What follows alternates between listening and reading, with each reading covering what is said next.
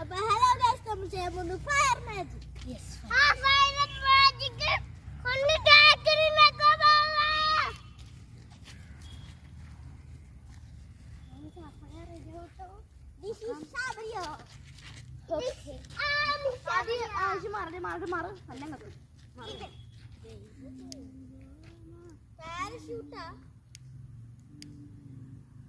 ഒരു ഭാഗത്തേക്ക്